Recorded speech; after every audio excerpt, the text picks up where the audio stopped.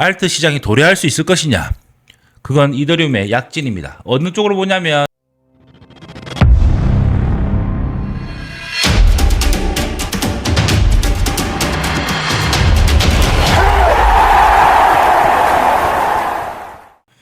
네, 반갑습니다. 1월 7일 코인고 플러스 아침 시황입니다. 어젯밤에 비트코인을 보시다시피 약간 아래쪽으로 긴 꼬리를 만들었습니다. 그러니까 조정이 만들어졌는데 이게 과연 하락이냐 아니면 조정일 뿐이냐 건강한 조정이었냐 이런 것에 대한 의문점이 있었습니다. 그래서 어제 같은 경우에도 굉장히 뭐랄까요? 이 위쪽을 돌파하고 난 뒤에 그러니까 이쪽에 브레이크아웃을 한 거죠. 그러니까 지난날에 있었던 요 양봉 바디를 보고 위쪽으로 급격한 상승을 보는 그러니까 뒤늦게 탄 겁니다. 우리가 봐야 되는 것은 이런 쪽에서 바닥권에서 우리가 매매를 진행을 했었어야 되는데 그리고 또 1차 TP라는 게 있었습니다. 1차 TP가 여기 위쪽에 있었어야 되거든요. 그러니까 돌파하고 난 뒤에 추매를 결정하거나 이쪽에서 어느 정도 해야 되는데 여기에서 좀 뭐랄까요? 굉장한 희망 회로를 굴리면서 고레버리지로 걸었던 글로벌 트레이더들이 참 많습니다. 그래서 그 사람들이 한 8억 불이 넘는 청산 규모가 나왔습니다. 그래서 대규모 롱 청산, 그 롱이 대부분이었어요. 숏 같은 경우에는 새벽에 그러니까 뉴욕장에서 6시까지 뉴욕장이 계속 되죠. 진행이 되죠. 그래서 위쪽으로 올라오는 말아 올리는 곳에서 숏 청산은 한 20% 정도 전체에. 그럼 전체 청산, 포지션 청산의 80%는 롱 포지션이었습니다. 그 중에서도 고르 에버리지들이 타격을 입었습니다. 그러면 이런 아래쪽으로 내려왔던, 조정을 받았던 것이 어떤 이슈가 있었느냐? 두 가지 케이스로 좀 볼 수 있습니다. 여러 가지로, 볼 수 있겠지만, 주요한 것은 두 가지로 보겠습니다. 첫 번째는 좀 AI 섹터에 대한 것입니다. 그래서 중국에서 나온 딥시커, 지난해에 좀 약간 우리 전체를 뒤흔들었었죠. 딥시커가 이제 새로운 모델이 나왔습니다. V3라는 것과 그다음 B15인가 이런 모델이 새로 나왔습니다. 그래서 이것들이 나오면서 엔비디아 쪽에서 좀 약간 하락이 나왔었고 거기에 관련되어 있는 렌더라든지 그다음에 다른 AI 섹터들이 좀 충격을 좀 받은 느낌입니다. 그리고 또 하나 더는 발표된 경제지표 중에서 이거 고용이라든지 아니면 서비스업이라든지 이런 곳에서 좋은 형태가 나왔습니다. 그래서 이런 곳에서 나왔던 것이 인플레이션에 대한 불확실성 또는 이런 걸로 인해서 금리 인하를 안 해도 된다. 안정적이다. 이렇게 생각해서 금리 인하 안 해도 되겠다. 이런 생각에 명분을 좀 실어줬습니다. 그래서 좀 더 올해 첫 FOMC죠. 1월 말에 있을 FOMC에서 좀 매파적인 성향에 나오지 않을까 이런 이야기가 나왔습니다. 그리고 또 하나 더 추가로 얘기하자면 이제 베네수엘라 사태입니다. 베네수엘라 사태가 이제 결국 원유 시설 자체를 미국이 가져오면서 서방 국가로 편입되지 않느냐 이 에너지 자원의 큰 부분이 그런데 이게 실제로는 전부 다 정권뿐만 아니라 그다음에 이것들을 좀 수익화하기 위해서는 최소한 수년이 걸린다라는 것, 좀 인프라 구성을 다시 해야 되는 것에 있어서 시간이 좀 걸리죠. 그러다 보니까 좀 빠르게 좀 반영받고 싶었던, 그러니까 좀 피로감이 있습니다. 그러니까 작년에 코인 같은 경우에는 더 심했고요. 나스닥이나 이런 쪽에서는 좀 좋았습니다만, 그래도 그런 것들이 조금 더 뉴스에 판다. 그러니까 조금 더 어느 정도 관심을 받고 그다음 올라와 있을 때 판다 이런 느낌이었습니다. 그래서 이걸 조금 타격을 받은 것은 좀 리플입니다. 하나씩 보면서 오늘 전략도 같이 짜보도록 하겠습니다. 차트를 보도록 하겠습니다. 먼저 비트코인 차트입니다. 비트코인은 어제 일봉이 아래쪽에서 이렇게 긴 꼬리가 달렸습니다. 이 긴 꼬리에 많은 사람들이 청산당했죠. 하지만 일봉 마감은 위쪽에서 해줬습니다. 그러니까 이곳이 뭐냐면 4시간봉으로 봤을 때 중요한 잠금 장치가 된다고 어제 라이브랑 그다음 지난 라이브에서 계속 말씀드렸습니다. 그래서 이곳입니다. 그래서 이렇게 돼 있는 요곳이 안전 장치가 된다. 그래서 이런 곳을 몸통 마감을 위쪽으로 하게 됩니다. 그래서 아주 여전히 좋은 형태에 와 있고 오히려 이 초록색 박스의 상위권에 와 있습니다. 상단에 부딪히고 있습니다. 이 하락했던 부분은 라이브 중간에서 말씀드렸습니다만 브리핑 중간에도 말씀드렸었고 했던 말이 이렇게 어넬시하게 그러니까 이런 식으로 이전 고점 그러니까 여기서 브레이크아웃 했던 그러니까 브레이크 오버 스트럭처죠. MSB라고 할 수도 있고요. 이런 것들을 시프트 해줬던 요 부분을 건드리지 않습니다. 그냥 안 건드려주는데 요걸 만약에 건드려주는 형태가 생긴다면 이건 굉장히 땡큐한 느낌이다. 이렇게 내려왔을 때 바로 받아줄 수 있다. 그래서 이런 부분이 좋은 자리가 된다. 내려왔을 때 노란색이 내려왔다면 새벽에 좀 대응하기 어렵겠습니다만 다시 롱 타점은 이런 것 그러니까 낮 시황이 좀 더 작은 시간으로 보겠습니다. 이곳을 잡는 것이 아닙니다. 그래서 다시 재진입했을 때 닫아주는 느낌, 이런 느낌으로 우리가 롱타점을 잡을 수 있었겠습니다.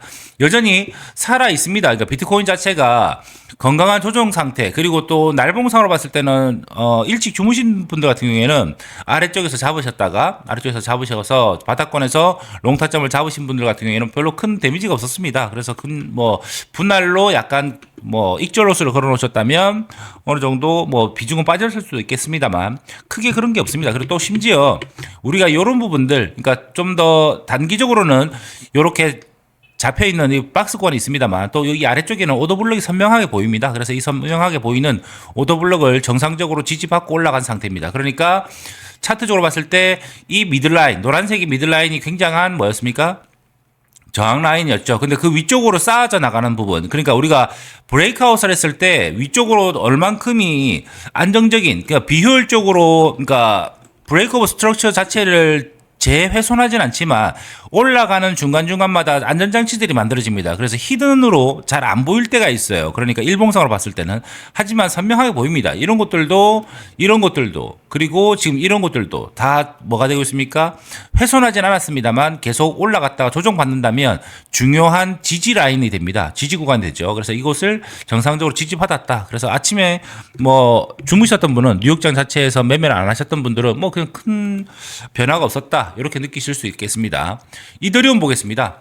이더리움은 날봉으로 봤을 때는 전혀 문제가 없어 보입니다. 그래서 좀 더 강력한 모습을 보이고 있습니다. 이더리움 자체는 여전히 시장에서 조금 애매한 부분이 조금 있습니다. 그러니까 이제 푸사카 업그레이드를 하면서 지금 많은 기대감을 좀 가지게 됐었거든요. 그런데 어떤 부분이냐면 업그레이드도 했고 펀더멘탈도 좋은데 뭐가 문제냐? 그러니까 BPO2도 활성돼 가지고 지금 전체적으로 좀 뭐랄까요? 개발진도 그렇고 시장에서도 그렇고 뭔가 RWA 쪽으로도 계속 토큰화 시도하려는 것들, 이런 것들도 전부 다 이더리움을 선호하고 있습니다. 그래서 기반으로 하는 것을. 근데 다 하려고 하는데 뭐가 문제냐? 좀 아이러니한데 수수료가 싸졌습니다. 그래서 결국은 박리담의 기술로 가겠다 이런 느낌인데 현재는 단기적으로 어떤 느낌이냐면 좀 수익이 줄었다는 느낌? 그러니까 갑자기 좀 비싸던 수수료가 싸지면서 이런 업그레이드 자체가 기술적으로도 좀 더 좋아졌고 그리고 펀더멘탈도 더 좋아졌고 그리고 시장에서도 좀 더 반응성이 더 좋고 반응은 좋고 하지만 단기적으로 이런 괴리 현상, 그러니까 다이버전스가 생겼다고 생각할 수 있겠습니다. 예전에도 말씀드렸다시피, 그러니까 펀더멘탈과 가격, 시장에서의 가격이, 그러니까 평가 금액이라고 할 수 있겠죠. 이더리움의 평가가 괴리 현상을 이루고 있다. 하지만 당연히 이 전략은 결국 뭡니까? 매번 나오는 겁니다. 시즌마다 나오는 것이 이더리움을 대체한다. 옛날 바보 같은 이야기가 좀 있었습니다만 비트코인을 이더리움이 대체한다. 그런 건 말이 되지 않습니다. 전혀 다른 것이고요. 다만 이더리움이 알트코인, 그러니까 이런 것들로 봤을 때 확장성으로 봤을 때 얘기가 많이 나왔었죠. 솔라나라든지 어떤 것도 대체한다. 시총을 뛰어넘는다는 말은 옳은 말입니다. 하지만 대체한다는 말은 비트코인을 이더리움이 대체하는 건 아니죠. 전혀 다른 형태죠. 그리고 이더리움을 솔라나가 대체한다? 늘 그 다음에 사람들이 그 다음 종목들, 그 다음 레이어 1들이 도전하고 있습니다. 아비트럼도 있고요. 여러 가지 있습니다만. 그럼에도 불구하고 그런 걸 이겨내기 위해서 이런 업그레이드를 하고 그리고 좀 뭐랄까요 확장이라든지 시장에서 좀 살아남기 위한 자기만의 그 견고함을 지키기 위한 지위의 견고함을 지키기 위한 노력들을 하고 있는데 그 과도기에 있다고 보고 있습니다. 하지만 결국 길게 봤을 때 그러니까 올해 2026년도로 봤을 때는 이더리움이 늘 얘기를 합니다. 알트코인 시장을 견인할 수밖에 없다. 그래서 현재 지금 진행되고 있는 날봉 상태가 비트코인보다 조금 더 좋았다. 계속 말씀드렸습니다만 도미넌스하고 상관없이 이더리움 같은 경우에는 조금 더 이끌어낼 수 있다. 그러니까 동반 상승이 만들어질 수도 있지만 비트코인이 주저할 때, 비트코인이 차트가 약간 밀릴 때 이더리움이 지난 시즌 종말 구간에서 나왔던 게 있었죠. 머리끄댕이 잡고 끌어올리는 느낌, 이런 느낌으로도 갈 수 있다.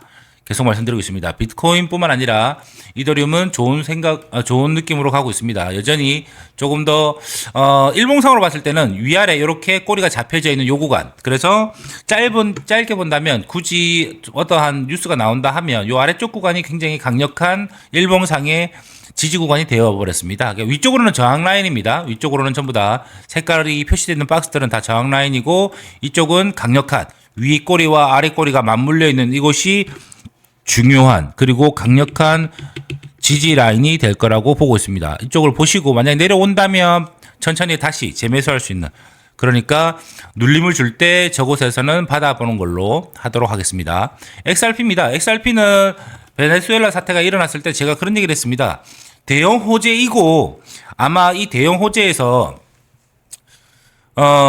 처음에 뭐 지정학적 위기 때문에 무너질 거다. 뭐 좀 투자 자산 자체가 그럼 뭐 그런 얘기도 했었지만 뒤에는 천천히 나왔던 이야기가, 그러니까 디지털 금, 해칭 수단 이런 것들로 나왔는데, 저는 그때 그 사태가 일어나고 새벽에 그런 얘기를 했었죠. 그러니까 리플이 오히려 좀 큰 그게 될 거다. 수혜를 입을 것이다. ISO 200 돌류 같은 경우에 결제 수단, 그러니까 전쟁이 일어나고 무정부 상태, 그리고 또는 금융기관이 막히는 상태, 뭐 이런 상태가 됐을 때 24시간 돌아가는 것. 특히 그날은 주말이었기 때문에 24시간 유동성이 전부 다 나올 수 있는 것. 그리고 전송이나 이런 것에 좀 편안한 리플, 아이오타, 뭐 헤데라, 스텔라로맨 뭐 이런 것처럼 ISO 200 돌들로 대표되는 이것들이 조금 주목받게 될 것이다 라고 말씀드렸는데, 저만 그렇게 생각한 게 아닌가 봅니다. 그리고 또 심지어 한 이틀 정도 지나면서 여기서 나온 느낌, 요거 나온 게 뭐냐면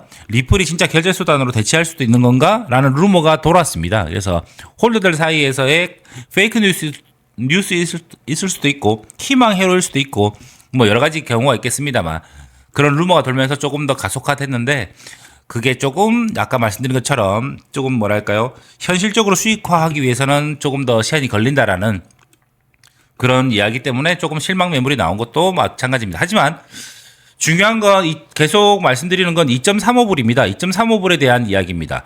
여기에서 우리가 아래쪽에 있을 때, 우리가 아래쪽에서 상승을 주는 요런 민트색으로 나와 있는 요 라인 돌파를 앞두고 있을 때 이때 말씀을 드렸습니다. 그러니까 중요한 건 2.35불을 돌파할 것이냐라는 이야기입니다. 그런데 작은 시간봉으로 봤을 때는 지금 날봉입니다. 날봉으로 봤을 때는 이렇게 찔러주고 내려오는 것처럼 보이지만 위아래 캔들을 봐야 됩니다. 그러니까 위쪽에서 강한 매도 압박을 받았느냐? 그렇지 않습니다. 그러니까 위아래 쪽으로 뭐죠? 길지만 위아래가 대칭의 형태의 도지코인입니다. 우리가 조금 약간 그게 있습니다. 그러니까 뭐 트라우마가 좀 있습니다. 양봉이 있고 이렇게 도지가 생기고 나면 이브닝 스타로 해서 이렇게 쭉 떨어지지 않을까? 아니면 조금 더 요만큼만 내려와도, 절반 정도만 내려와도 하락의 시그널이 아니냐? 이거는 중요한 게 아닙니다. 이건 고점에서 나오는 거고, 아무 때나 다 집어넣을 수 있는 3개, 4개의 캔들군만 가지고 전체의 흐름을 본다는 건 말이 안 되는 얘기예요. 작은 뭐랄까요? 아주 작은 신호라고 볼 수는 있습니다만 전체로 볼 수는 없습니다. 이미 중요한 건 1.35불을 큰 시간봉으로, 그러니까 날봉 말고요, 4시간봉으로 충분히 머물렀던 기간이 있습니다. 그렇기 때문에 이쪽을 소화했다라는 게 좀 더 맞는 말이고요. 그리고 단기적인 이런 것들에 대해서 클린한 시트를 만들었다. 그러니까 뭐랄까요, 좀 전부 다 아래쪽에 있었던 매물대나 이런 것들을 다 정리한 느낌입니다. 그래서 위쪽으로 올라갈 가능성이 좀 더 높다. 여전히 리플은 단순하게 베네수엘라에 나왔던 그 재료가 소멸됐다고 해서 펀더멘탈이 흐려지는 그런 종목이 아닙니다. 그러니까 전부 다 길게 잡고 있는 어떠한 생태계 관리, 이런 부분들도 계속 가지고 있습니다. 그리고 공급 쇼크도 여전히 주요한 상승의 요인이 될 수 있다고 생각하고 있습니다. 그러니까 리플 굳이 뭐 어렵게 생각하실 필요는 없을 것 같아요. 2.35불 위쪽으로 좀 더 올라갈 수 있다. 그러니까 좀 더 홀딩하시고 투심을 유지하시기 바라겠습니다. 솔라나입니다. 솔라나 같은 경우에는 지금 뭐 이슈는 있습니다. 그러니까 뭐가 있냐면 모건 스탠리에서 ETF 신청하고 뭐 기술적으로 좀 더 하겠다 이런 얘기는 있는데, 이건 좀 다르긴 합니다. 그러니까 우리가 기존에 알고 있던 뭐 뱅가드라든지 블랙락이라든지 피델리티라든지 이런 투자 뭐 월가 이런 데가 아니라, 그러니까 월가에서 모건 스탠리 같은 경우에는 좀 투자은행이죠. 그러니까 최고의 투자은행입니다. 그래서 이런 데 직접 움직였다는 것들에 대해서 좀 의미를 두고 있는데 이건 좀 뭐랄까요. 우리가 지난해에 좀 많이 봤습니다. 그러니까 ETF 승인제 이런 것들은 이제 더 이상 호재로 작용하기 좀 어렵습니다. 그러니까 뭐 어떤 느낌이냐면 장기적으로 어제도 말씀드렸다시피 솔라나 같은 경우에는 트랜잭션 속도가 빠른 걸 이용해서 계속 밈코인이라든지 뭐 도박판 같은 느낌이었어요. 어떻게 보면 구 플레이어들이 굉장히 좋아하는 밈코인들의 뭐 카지노판이라고 계속 말씀드렸는데 거래량도 최고치입니다. 그리고 굉장히 선호하는 그런 거지만 생태계지만은 여전히 자체적으로 어떠한 유동성이 들어온다 뭐 이런 것들을 떠나서 좀 새로운 좀 이미지 변화 또는 좀 그런 프로젝트들이 진행돼야 되지 않느냐 이렇게 생각하고 있습니다. 그래서 여전히 아직은 뭐 좋았습니다. 이게 지금 보시면 아까 비트코인이나 이런 것보다 좀 좋았습니다. 그리고 이더리움처럼 어제 날봉 자체가 마감된 게 바디가 있는 양봉 바디의 형태로 마감을 해줬다. 그리고 위쪽 위아래 꼬리가 이렇게 대칭 형태인 이런 형태로 나쁘진 않다. 좋습니다. 좋긴 좋은데 제가 개인적으로 별로 좋아하지는 않기 때문에 뭐 그렇게 뭐 보고 가겠습니다. 그러니까 짧게는 유동성으로 가져갈 수 있다. 그리고 계속 말씀드렸던 것처럼 밈코인 자체가 나쁜 게 아니에요. 흐름입니다. 흐름. 그리고 젊은 세대들이 이끌어가는 코인에서의 흐름입니다. 트렌드입니다. 그렇기 때문에 이런 트렌드를 뭐 믿는다면, 그러니까 뭐랄까 펀더멘탈이라기보다는 좀 뭔가 신뢰의 느낌이랄까요? 그러니까 전 단체에 대한 이 저항성의 느낌이랄까요? 이런 느낌으로 봤을 때는 시즌에서 빠질 수 없는 섹터이긴 합니다. 그래서 단기적으로 홀딩하고 계신 분들은 뭐 나쁘게 뭐 제가 얘기한다고 해서 기분 나빠하지 마시고 충분히 홀딩해도 괜찮다. 그리고 또 단기적인 유동성을 계속 가져오고 있으니 좋은 소식도 조금씩 들리고 있으니 결국 여기에서도 좀 뭔가 다른 이미지를 쇄신할 수 있는 뉴스들이 이슈들이 그리고 나오지 않을까 이렇게 생각하고 있습니다. 지켜보시죠. 체인링크입니다. 체인링크는 조금 더 그런 얘기를 들었습니다. 그러니까 묵직하지만 그리고 좀 뭐랄까 많은 곳에서 좀 교집합으로 되어 있지만 어느 정도 상승세가 뭐 펌핑이 된다거나 뭐 다른 알트들라든지 뭐 신생코인처럼 막 이렇게 올라가는 애가 아닙니다. 그리고 좋은 점은 그거죠. 교집합이 제일 많다는 건 이런 거죠. AI가 올라가면 얘도 올라가고, RWA가 올라가면 얘도 올라가고, 디핀이 올라가면 얘도 올라가고, 디파이 올라가면 얘도 올라가고, 뭐 이런 식입니다. 최근에 나왔던 게 어떤 거냐면 프라이버시 쪽인 문제가 좀 있었거든요. 이런 것들이 주목을 받았지 않습니까? 지금 1월 초 자체에 CCIP라고 이거를 좀 출시했습니다. 그래가지고 지금까지 뭐랄까 기관에 도입되려면 생기는 신원증명 또는 프라이버시 문제 같은 거 이런 것들에 대한 문제를 해결했습니다. 그러니까 체인링크는 굉장히 뭐랄까 다각도로 교집합이 많지만 나름대로 기술적인 발전이라든지 그리고 업그레이드라든지 이런 것도 그리고 또 기관과의 파트너십을 이끌어내기 위한 노력들이 굉장히 뭐 많습니다. 그래서 또 올해 RWA 메타 자체에서 확실하게 수혜를 받을 수 있는 그런 종목이라 보고 있습니다. 여전히 돌파해야 될 곳은 여기입니다. 그래서 14.6불을 돌파해 주느냐. 여기를 돌파하지 못하면 조금은 눌릴 가능성도 없지 않아 있다. 그러니까 아직은 묵직합니다. 묵직하게 쭉 올릴 수 있는 애예요. 펀더멘탈 자체에 대한 의심은 전혀 없습니다. 그래서 여기서 올라갈 수 있는 기로에는 서 있다. 이렇게 보시면 되겠습니다. 다시 한번 더 보면서 주요한 구간 볼게요. 기로만 듣고 계신 분이 있을 수 있어서 솔라나 같은 경우에는 돌파해야 되는 곳이 146불입니다. 146불 돌파해야 되고요. XRP는 계속 말씀드렸다시피 2.35불 위쪽으로 계속 돌파해줘야 되는 모습이 나옵니다. 이더리움 같은 경우에는 현재 좋습니다만 결국은 위쪽 좀 뭐랄까 이번 시즌의 상반기를 이끌어낼 수 있는 알트 시장이 도래할 수 있을 것이냐. 그건 이더리움의 약진입니다. 어느 쪽으로 보냐면 3,600달러 정도 됩니다. 어제 말씀드렸던 것처럼 3,550에서 3,650달러 정도 요 부근, 요 노란색 박스입니다. 요 구간. 그러니까 여기 구조상으로 봤을 때 여기 보시면 될 것 같아요. 거래소마다 조금씩 다르고 국내 거래소에서는 원화로 표시되어 있으니까 구조로 보시면 될 것 같아요. 여기를 돌파해 주느냐가 가장 중요한 알트 시장의 서막이 열리느냐에 신호탄이 될 것 같습니다. 비트코인 오늘 조정받는다 하더라도 지금 뭐 4시간 봉입니다. 날봉 마감하고 아래쪽으로 좀 조정받는 모습이 보이고 있습니다. 오늘 오후 1시 그리고 또 5시 계속 이어지는 구간에서 여기 이 박스 안에를 그러니까 우리가 지금 일봉상으로는 이것을 상단 지지했고 했었습니다. 4시간 봉으로는 요런 곳 그리고 아니면 요런 곳 꼬리를 살짝 채우러 가느냐 이런 데 오면 좋은 거예요. 그러니까 조금 더 보면 아래쪽으로 조정을 줬을 때 지금 이렇게 이 정도까지 내려온다라는 것은 이 꼬리를 채운다는 것은 좀 별로입니다. 왜냐하면 이 박스 구간 아래쪽으로 이런 수입을 줬다라는 거, 셀사이드 리퀴디티를 만들면서 결국은 유동성 확보를 했고 목적을 다 했다. 그러니까 이 구간 안에서 어느 정도 반등세가 나와주면 오늘 아시아장에서는 무난하게 비트코인이 올라갈 수 있다. 그리고 뉴욕장에서 좀 더 그 탄력성을 좀 더 이어가지 않을까 이렇게 보고 있습니다. 늘 이런 부분이 있습니다. 시장 자체가 굉장히 낙관적이고 또는 기대감을 많이 주게 되면 그 순간에 반드시 조정을 주게 됩니다.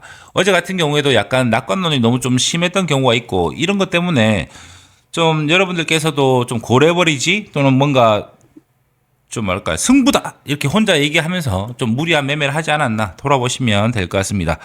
그리고 어제 새벽에 보시면 알트코인 자체가 펀딩비가 원래는 양수였습니다. 잠깐 말씀을 드리면서 선물하시는 분들 말씀을 드리면 그러니까 펀딩비가 양수란 말은 기본적으로 다 양수입니다. 그래서 롱을 건 사람들이 펀딩비를 줘야 되죠. 숏 걸은 사람들한테. 그런데 좀 과도하게 양 펀비가 좀 많이 갔었습니다. 그러니까 너도 나도 오른다고 생각해서 펀비 자체가 좀 많이 올라가던 모습을 보이다가 어제 새벽에, 그러니까 오늘 새벽이죠. 오늘 새벽에 나왔던 이 조정 국면에서 좀 중립적이거나 굉장히 작은 0에 수렴할 정도의 펀딩비가 되거나 오히려 음펀비가 나오는 경우가 봤습니다. 음펀비가 나오기 시작하면서 결국은 숏 거는 사람들 음펀비가 나오면 대체적으로는 숏 스퀴징을 위한 장대 양봉들이 나오는 경우가 많습니다. 그러니까 말아 올린다는 얘기죠. 아까 말씀드렸던 것처럼 어제 밤에는 죄송합니다. 오늘 새벽이죠. 오늘 새벽에 나왔던 곳에서 가장 많이 털린 곳은 롱이 맞습니다. 롱이 털렸어요. 여기서 롱 걸은 사람들, 이 위치에서 롱 걸었던 사람들이 털린 게 맞아요. 하지만 이 아래쪽에서도 20% 정도 전체 포지션 청산의 비중 중에 20%는 숏 청산도 생겼다. 그러니까 숏 스퀴징을 위해서 올라가고 있다. 저는 계속 보고 있는 것은 타겟가까지, 그러니까 위쪽으로 우리가 보고 있는 이 타겟가까지 전체 이 하락장, 좀 125K, 126K에서 내려왔던 이곳에서 포지션을 계속 유지하고 있는 사람들이 있을 수 있습니다. 그리고 현재 여기에서 포지션을 가지고 있던 사람들은 조금 털린 부분이었죠. 적은 규모였어요. 조금 더 올라가줘야 됩니다. 여전히 숏 포지션을 유지한 사람들이 많습니다. 여기를 터치해줘야 위쪽에서 내려왔던 숏 포지션들을 계속 홀딩하고 있는 사람들을 청산시켜 줄 수 있습니다. 조금 시간이 걸릴 수 있다 하더라도 1월달 FOMC 전에 숏 스퀴징 한번 제대로 나올 거라고 예상하고 있습니다. 하지만 이게 과도한 매매라든지 레버리지를 높이라는 얘기는 아닙니다. 그러니까 눌림에서 받아줄 수 있는 나름의 전략을 설계하시고 하루하루 잃지 않는 매매를 이어나가시길 바라겠습니다. 그러면 오늘도 좋은 하루 되시고 좀 더 좋은 차트로 오후 1시에는 회원 라이브가 있습니다. 그리고 밤에는 코인고 채널입니다. 이 채널이 아니고 코인고 채널에서 밤에 동향을 좀 살펴보도록 하겠습니다. 밤 라이브 같은 경우에는 조금 개인 사정에 의해서 아직까지는 정례화되어 있지는 않습니다. 그러니까 언제 한다라는 건 정례화되어 있지는 않습니다. 아침 브리핑과 오후 라이브는 반드시 하고 있습니다. 밤에 하게 되면 코인고 채널에서 뵙도록 하겠습니다. 함께 해주셔서 감사드립니다. 좋은 하루 되세요.